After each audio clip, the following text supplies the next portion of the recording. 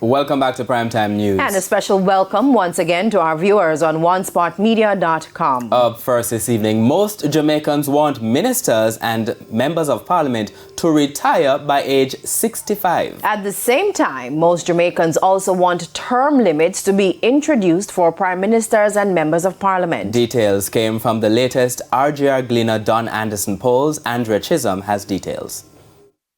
MP for Clarendon Central Mike Henry is 88 years old. MP for North Central St. Andrew Carl Samuda, 81 years old. State Minister in the Science Ministry J.C. Hutchinson, 80 years old. Other MPs such as Olivia Babsy Grange, Ed Bartlett, Dr. Horace Chang, Homer Davis, Dr. Peter Phillips, Desmond McKenzie, Delroy Chuck and Everald Warmington are all over 70 years.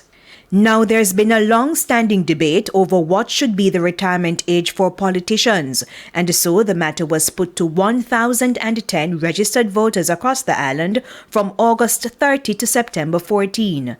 92% of those interviewed said ministers and MPs should retire at a certain age. So, what's the number?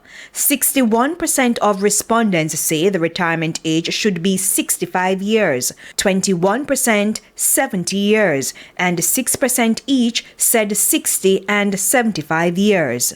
Now, before the 2016 general election, Prime Minister Andrew Holness said that if elected, he would introduce legislation for term limits for prime ministers. Until that becomes a reality, Jamaicans have weighed in. 77% of those interviewed said there should be term limits for the executive president, which is similar to the position of a prime minister. So, 72% said that the member of parliament should have a limit on the number of terms that he or she spends in office. Others said there was no need for term limits and some were not sure. And how long should an executive president serve? 55% of those who talked in terms of an executive president said he should serve 2 terms only, fixed. 26% would allow him a 3rd term, or her, a 3rd term. 26% said the executive president could serve a 3rd term. 7% said they would give them more than 3 terms. But between those who said 2 terms and 3 terms, we have clearly over 80%. So that's where obviously you would want to be focusing your attention.